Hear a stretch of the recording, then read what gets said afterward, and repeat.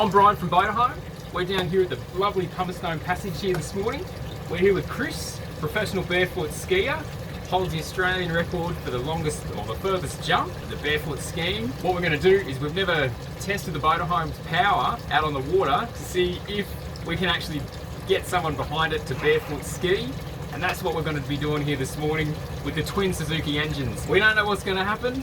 We're just going to get out there, see what Chris can do, and see how we go.